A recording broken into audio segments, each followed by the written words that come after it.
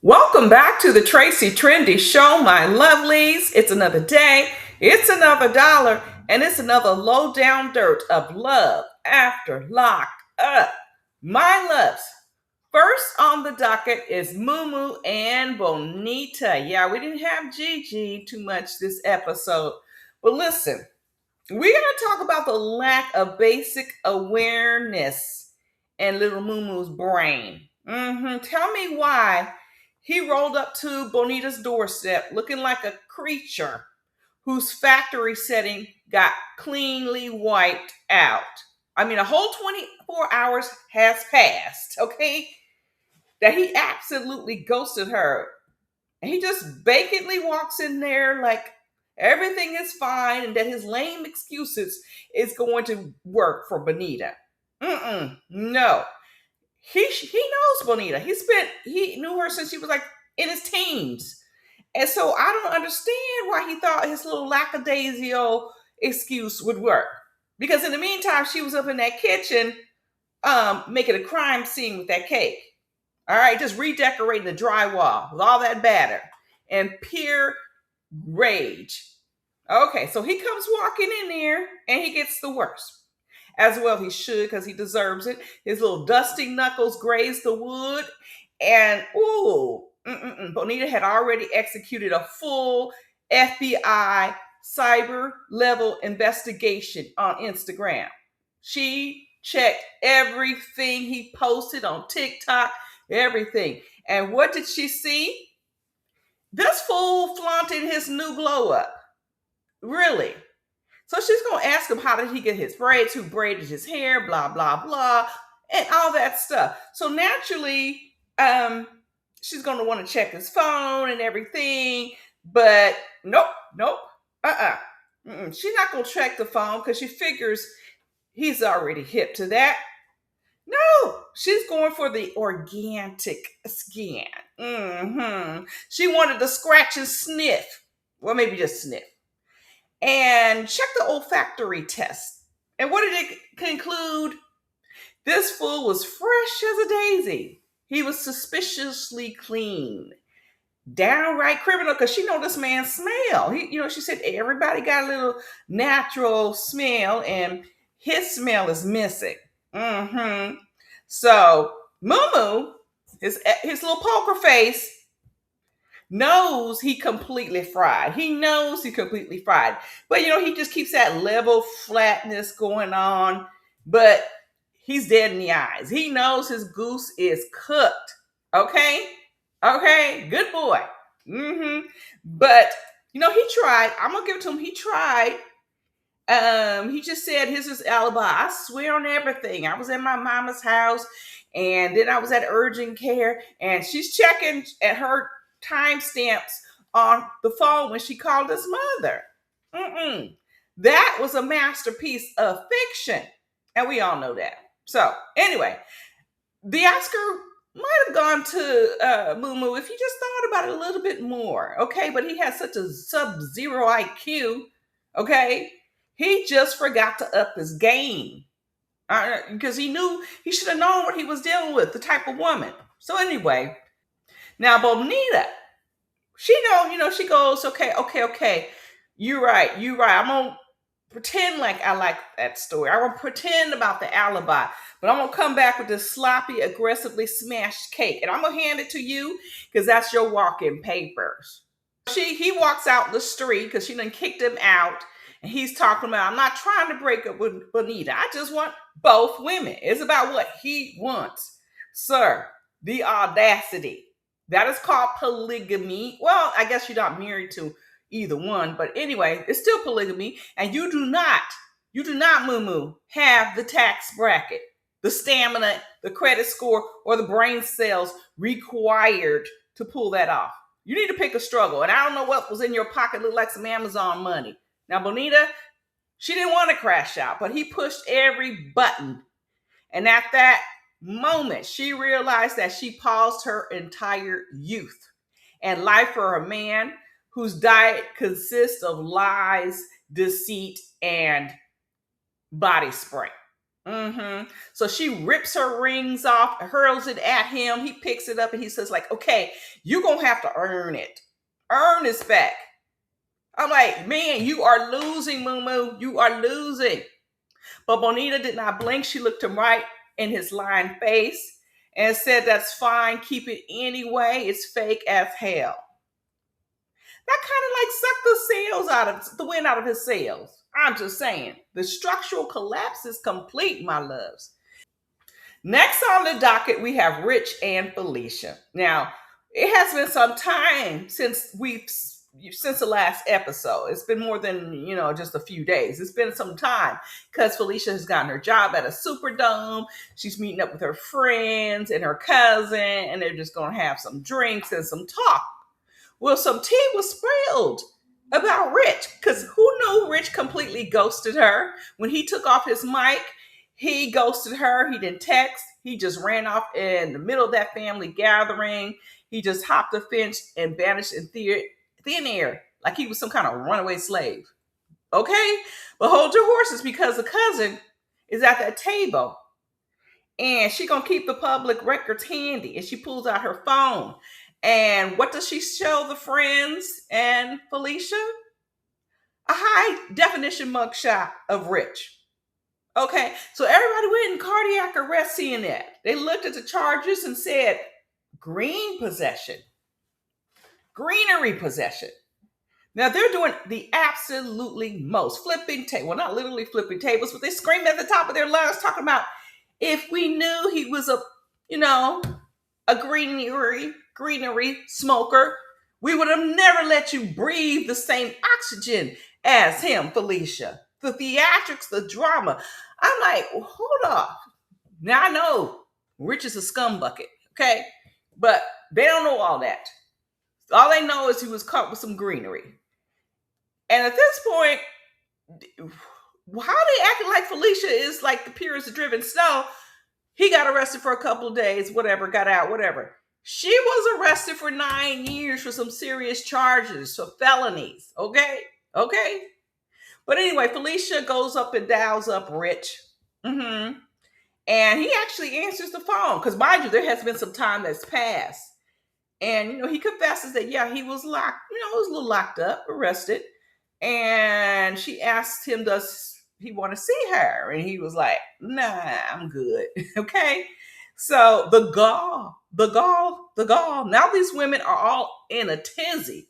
They're in a tizzy, my loves. Now they're fired up and they're going to have a little trip to Houston. Now, Texas is bordering Louisiana, so that's just a hop, skip, and a jump for them. And they're going to crash out in Houston probably. But we shall see. Anyway, my loves, that's going to be for another episode. Next on the docket, we have Kayleigh and Michael. Now, Kayleigh's getting all dolled up for this date that she might get with her husband, okay? Because they didn't end on too good of terms, in that last confrontation they had in the morning. So anyway, she's getting all dolled up. Her mom rolls in the house. I guess she's going to be babysitter. And she's like, look, Kayleigh, I don't know about this man. And she says, Mama, this man is my husband. And you cannot play mommy role because you know what?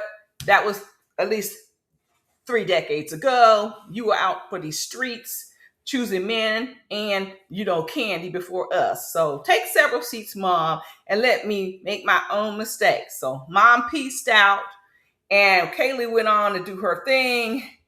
But in the meantime, Michael's on the other side of town with his mother. They're both pissed off because Kayleigh did not pay his legal fees. So he is mad that he has to spend his own money on his own crimes. The nerve. And then his mama is a special kind of enabler. She is just tripping, talking about Kayleigh setting him up for failure. I mean, even though, during Lockup, she told Kayleigh not to spend a dime on him. So she's a flip-flopper for real. So she tells her son, why don't he look up his credit score? I was kind of surprised he could just whip it and get a score that quick. Allegedly, he said he had a score of 700 and it dropped to 450. Sir, you had a secured credit card. Your credit was not that good. If you had a 700-ish score, you wouldn't need a secured card. You would have a regular credit card. Now, secured card is where you put money, your own money. So Kayleigh put her own money on this credit card. It was just little uh credit lines of $200. So she put her $200, her own money. That's the money. This company wasn't lending anybody anything because he had such a low score. He claims it was 700 and it dropped to 450. I'm not believing that. So anyway, okay. So these two, Kayleigh has her issues because she should have paid that on time, but she didn't. But anyway, these two financial masterminds meet up for date night. Okay. And Michael looked like he's chewing on glass. He is mad because he had to pay $6,000 that he wasn't anticipating on paying. It wiped out his money. And Kayleigh wants to know, why do you have an attitude with me? I mean, there's many reasons. They have always fought. And he drops the bomb. He had to pay 6 G's in fines. So Kayleigh's like, wait a minute. That's a lot. 6 grand. And she said, did you use the cash I sent you? And Michael has the audacity to say he made that in the stock market. No. No,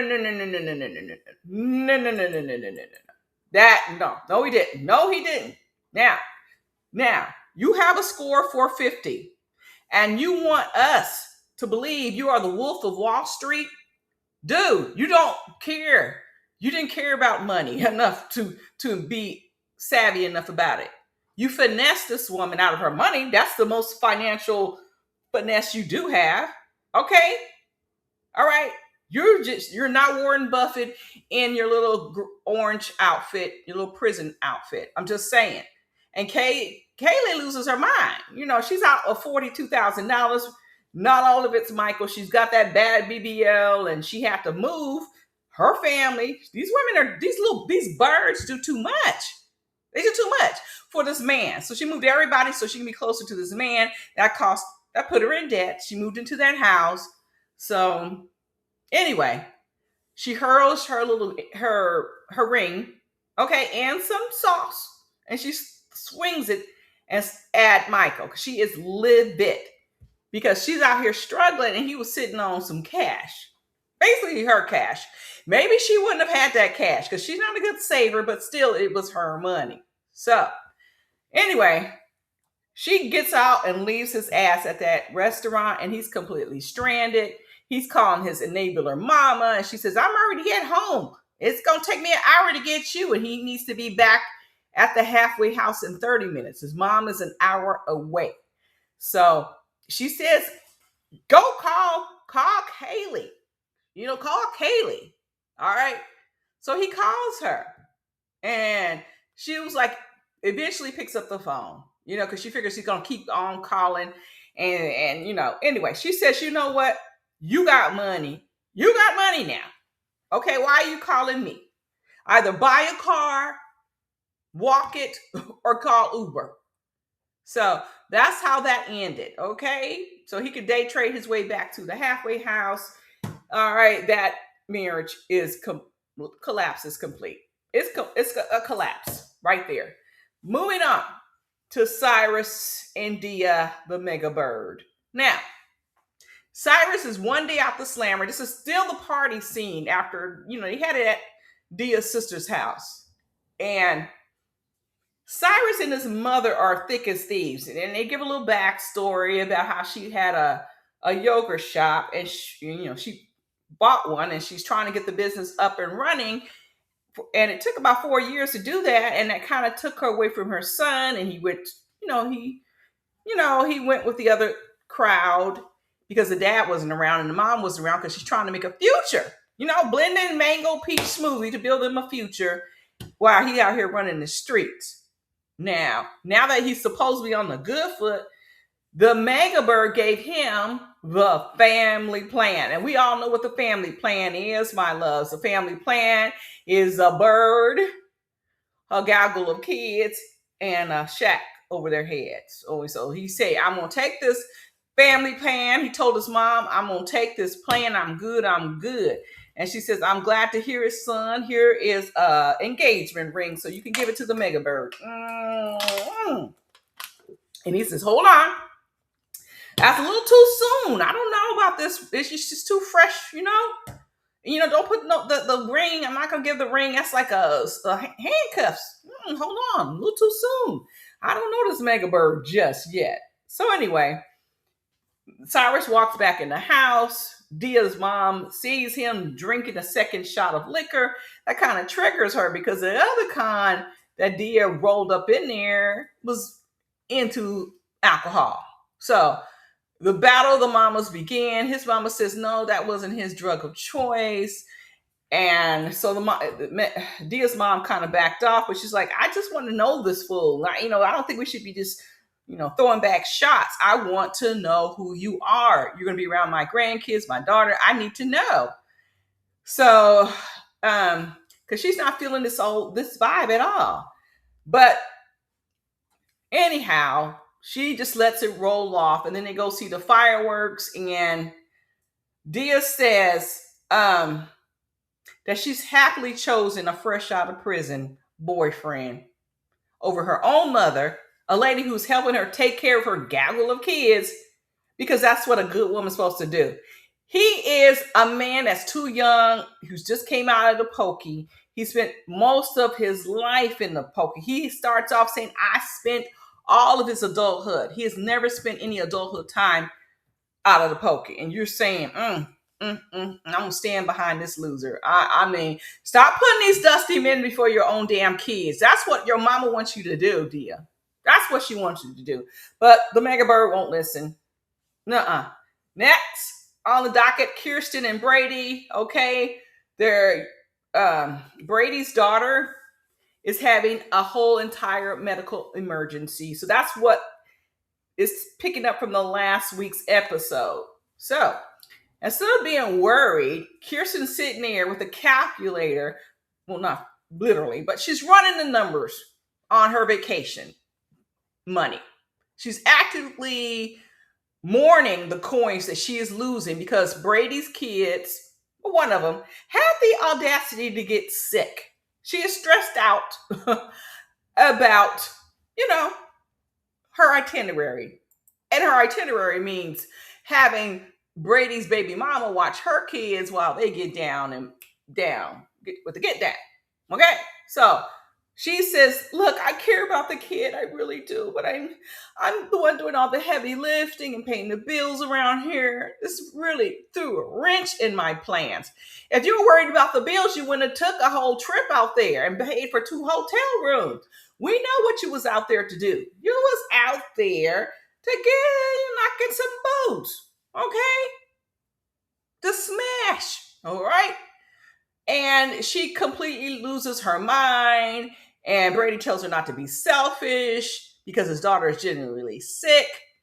But Keirsten, she goes into full-blown conspiracy theory mode, wondering if the baby mama purposely waited until the exact day of their vacation to take the girl to the hospital because she said the girl was having symptoms 3 weeks ago.